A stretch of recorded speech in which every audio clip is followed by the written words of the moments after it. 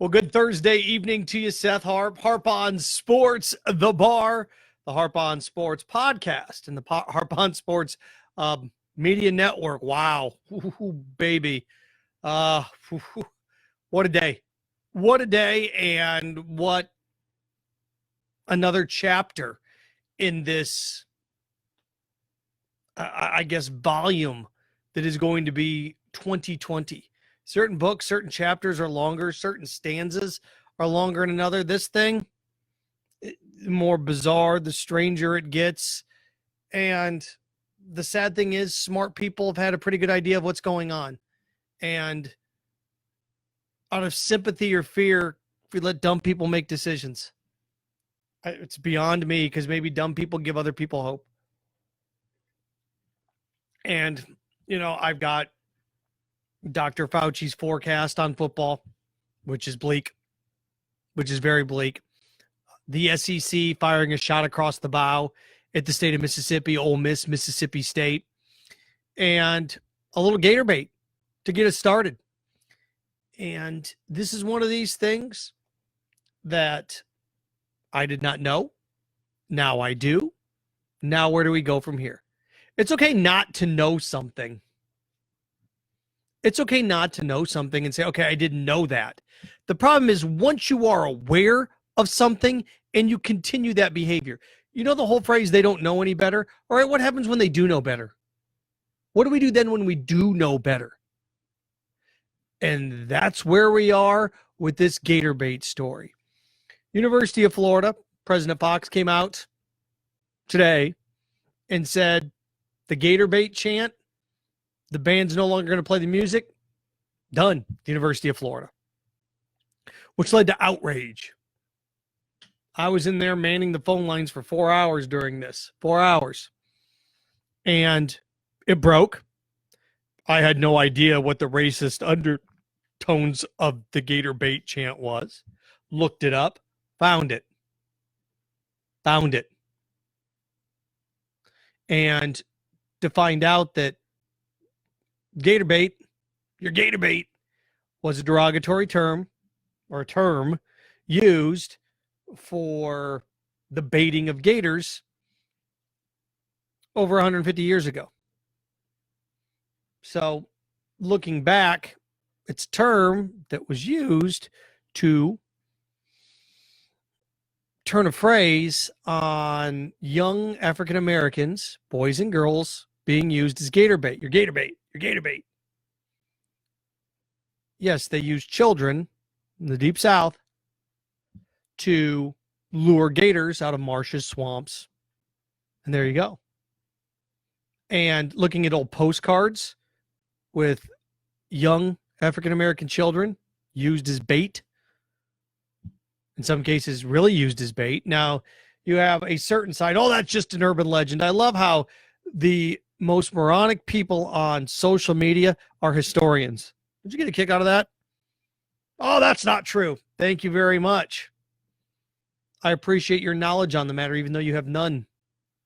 You have none. I had no idea this existed. I was a history minor. I had no idea this existed. No idea. Found out. And that's the rub when it comes to this. What happens when you find out that an act has racist undertones or racial undertones? Now, the individual that created this chant, or at least led to its popularity, is an African-American male. If you're not a gator, you must be Gator Bait. Okay. Now, here's the thing.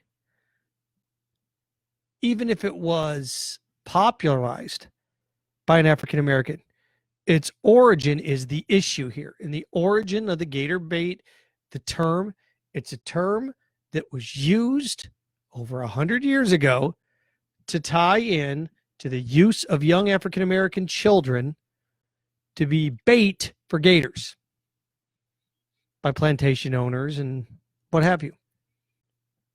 And people are swinging. Gonna go down with the ship on this one. I don't get it. Why? Is the hill you want to die on? Is this the hill you want to die on? I had no idea what it meant. Looked it up. Once I found out what it meant, I'm like, okay, well, like, how are you going to get rid of gator bait? What's the racial connotation with gator bait? Did some research, found out what it was. I'm like, okay, look, so what? So what? Okay, the gator bait chant, dun, dun, dun, dun, gator bait. Just not going to use it anymore. Like, oh my gosh, this is outrageous. This is what you want to fight for? Oh my gosh, if they take this away, what's next? Something else racist? You tell me what they've taken away that's changed your everyday living. What's been taken away? The one thing that was taken away that changed your everyday living was the ability to protect you, and you hated it. You went out and you keep getting the coronavirus. You see our nation tick, tick, tick, boom, boom, boom, boom, up on that second roller coaster ramp.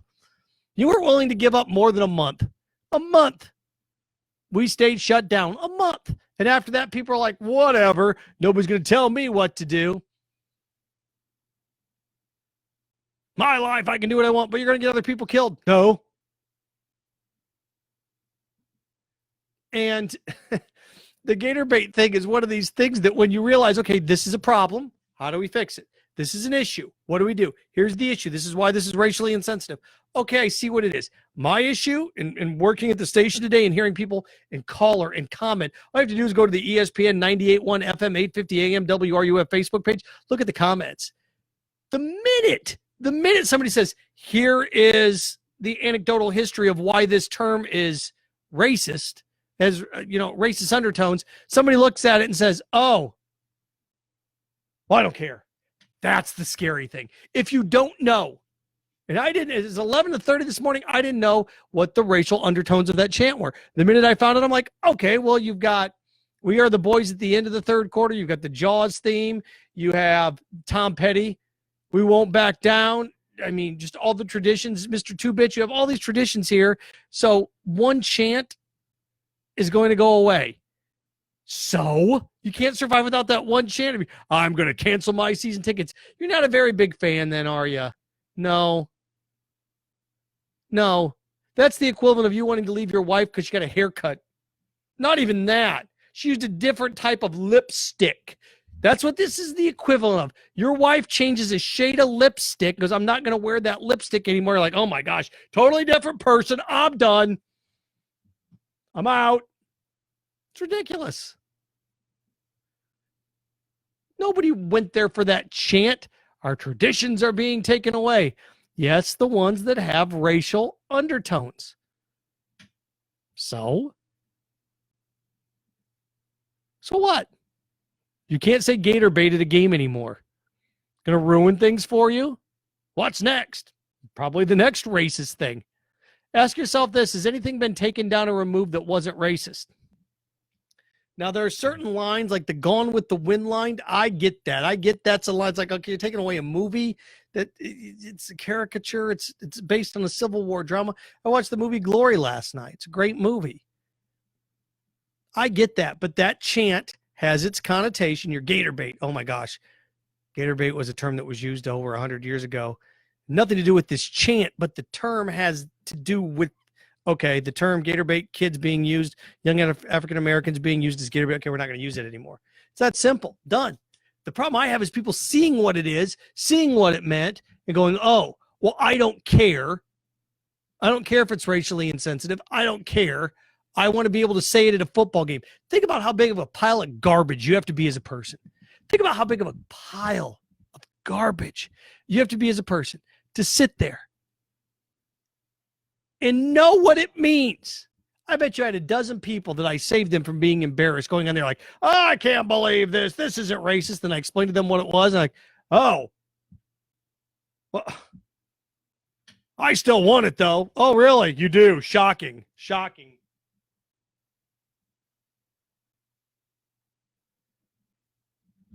Yeah. Josh writing, Seth, it's a tough time for bigots.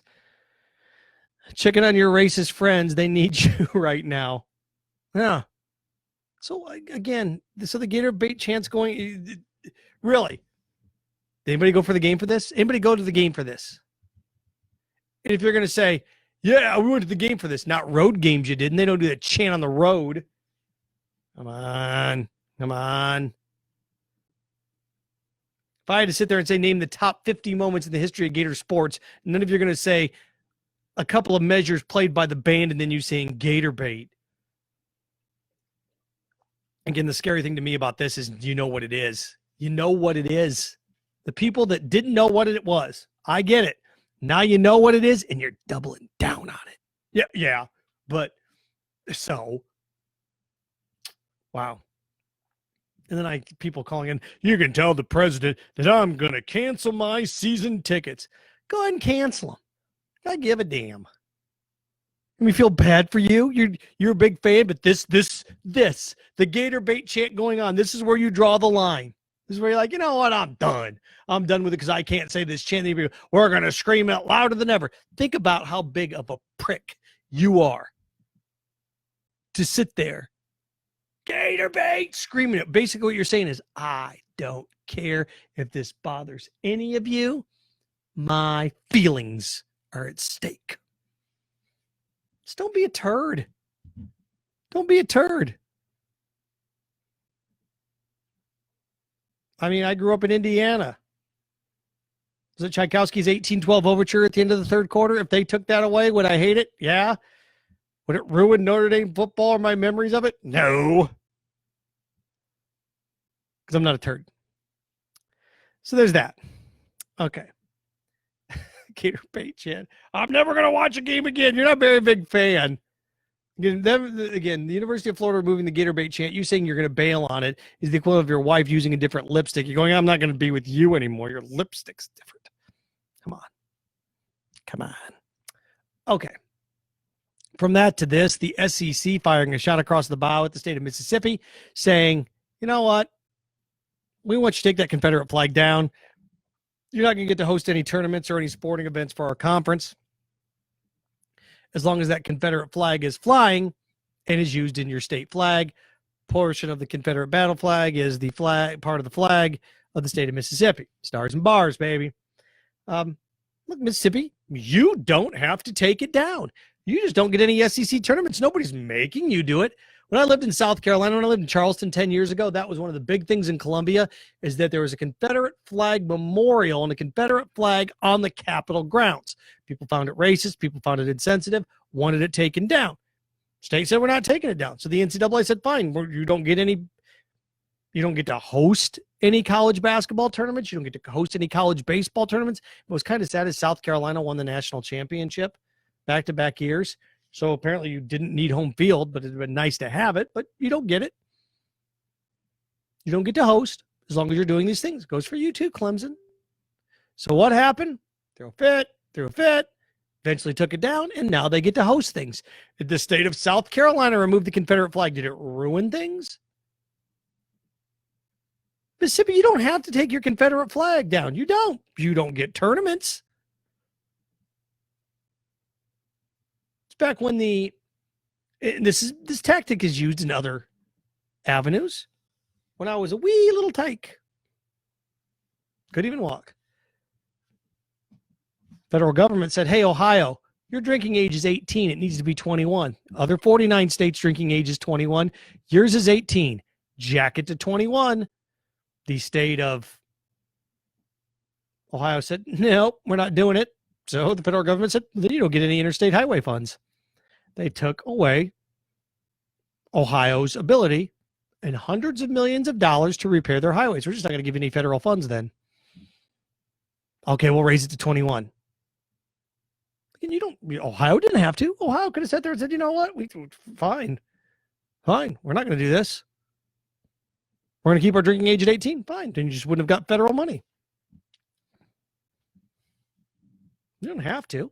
Mississippi, you don't have to take your Confederate flag, or at least your symbol, off your state flag. You don't have to. You just don't get any NCAA tournament stuff. And, well, that's not right. How's it any different than the NFL looking at a city and saying, okay, you need a hotel space, you need this, you need a new stadium, you need better infrastructure for us to give you a Super Bowl? How's it any different? It's not.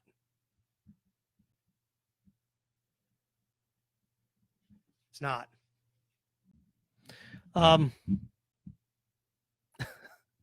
Tyler, so every time someone's feelings get hurt, I should feel bad. No, nobody's feelings are hurt here. It's just the right thing to do. Right? It's the right thing to do. It's not anybody's feelings are hurt. You look around and go, oh boy. Nobody's asking anybody to apologize. Nobody's asking you to feel sorry. Just people ask you to recognize, wait a second here, this is bad. We shouldn't do this. See, now I'm at a loss when it comes to Confederate pride because I'm from the side that won. Sorry. Actually, I'm not, because humanity is better for it. But in this case, Mississippi, you don't have to do it. You don't. Just don't get an SEC tournament. And Dr. Fauci coming out and saying, hey, look, unless you quarantine the players, you're not going to get football.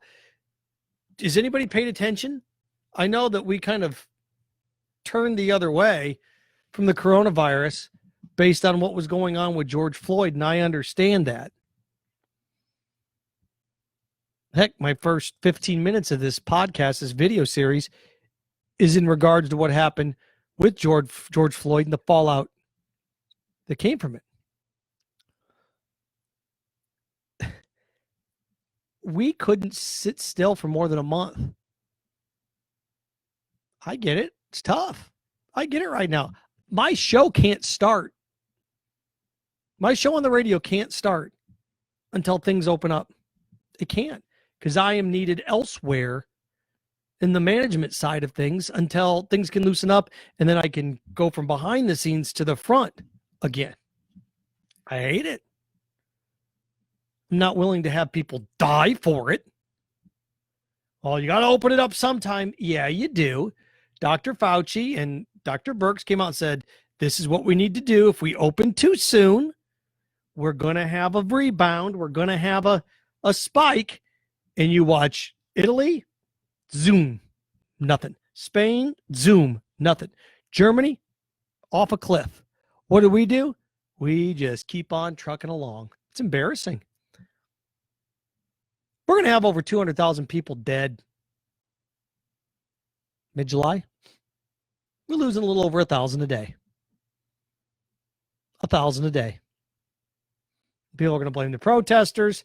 Protesters are going to look around and say, no, it's you idiots that can't stop going out and going to the beaches and doing other things. Everybody's going to blame each other when anybody that went out without a mask and didn't socially distance, it's all your fault. I'm trying. I wear my mask every time I go out. Now you have cities like Tampa, and Miami making it mandatory. I wish the governor would make it here mandatory in the state, but he's too busy giving the president a sponge bath for any of that to get done. So, but Dr. Fauci's statement on football, hey, look, it looks bleak. What, you think it looks good? You think it looks good? I don't care if I get it. I don't care. Everybody that says they don't care if they get it doesn't know anybody that's gotten it. Everybody that I've spoken with that knows somebody that's gotten this is scared to death or lost a family member. It's like, oh my gosh, don't take. Did anybody get this? If you heard anybody get this, if you heard a single person that's gotten this that's come out and said, not so bad. If you heard anybody say that?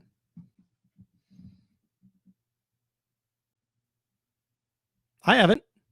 So when Dr. Fauci says, hey, man, look, this is bad. You're going to have to quarantine people. And here's why. It's like, oh, whatever. I'm going to go to the game. You're thinking about you again. You have 5 offensive linemen. Closer to each other than I am to this screen. Way closer. About me to this mic, right? Helmet to helmet. Every single play. Helmet, helmet. You're breathing on each other. Your sweat's hitting each other. Every play. Every time there's a tackle. Your sweat's going into my face mask. My sweat's going into your face mask. Not to mention the proximity in huddles. You realize if just one person in that huddle has it, all 11 of you got it?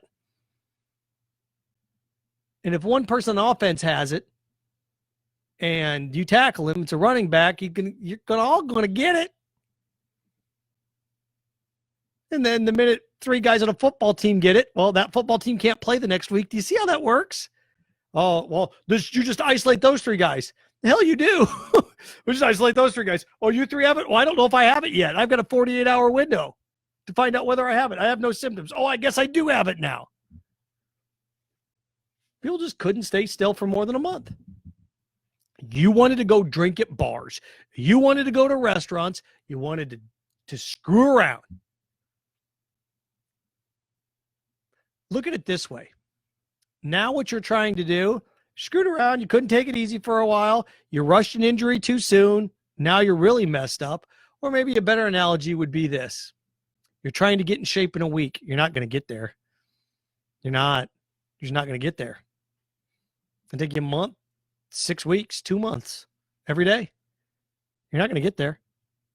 So double down on this. I don't care. I'm going to go out anyway. Well, what about the football players? When the doctor says, hey, look, the only way they can do this is you have to completely isolate them. Isolate them so they can't go to class. Then that kills college football. The NFL, you could do it without fans. It's possible that you could have football, but without fans and socially distanced, you ruined it. You ruined it. You did. You can't blame, well, you can blame the president on it, but you're the ones that throwing a fit. You ruined it. And nobody's going to do that. No politician's going to come out because they want to kiss your butt and want to get elected. Nobody's going to sit there and say, hey, this is this person's fault. This is that person's fault. Everybody that went to a bar and drank, it's your fault. You're part of the hypocrisy that created this mess. You knew the stakes. You just didn't care. Circling back around to Gator Bait, you know what it means now. You know what that phrase means. I didn't this morning. I know now. I understand why it's gone. Oh, I don't, but it doesn't mean that. Well, it means Gator Bait, young African-American children fed to gators for some people. Well, it doesn't mean that to me. Oh, by all means, let's continue on with the tradition then. What's next? The next racist thing? Have they taken anything away that's not racist? Have they? And save me the whole, if we remove all the statues and remove everything, we're not going to know about history. I haven't seen too many General Cornwallis statues. Have you? At the Battle of Lexington and Concord, Bunker Hill, do you see any big statues to the British? Do you see a Union Jack flying anywhere? No, you don't. So don't give me that garbage. Because that's what it is. It's unadulterated garbage. Buckle up. It's going to get more and more bizarre and more strange. And just, look, chill out. Don't go out if you don't have to. You're going to kill football season. You're going to kill it. So, and then you're going to look back and go, well, nobody knew. Yeah, you did. You knew. You were warned the spike's going to happen if we go out too early. Now the spike's happening. Well, it's the protesters. It's this, it's that. Take some personal responsibility. You're part of the problem. Or not.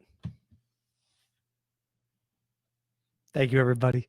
Harp on Sports, the podcast, Harp on Sports, social media, at Harp on Sports, Twitter, at Harp on Sports, Instagram, harponsports.com. I'm going to be hosting tomorrow from 4 to 6, Friday from 4 to 6 on ESPN 98.1 FM, 850 AM WRUF. If you haven't liked, follow, or share the ESPN Gainesville page, do it. Do it. Going to be a lot more of me. I'm going to be hosting all next week from noon to 2 all next week as well. So give you a little heads up on that as well. Enjoy your Thursday, and we'll talk to you on Sunday. This has been Harp on Sports, the bar on the Harp on Sports audio, media, and podcast network.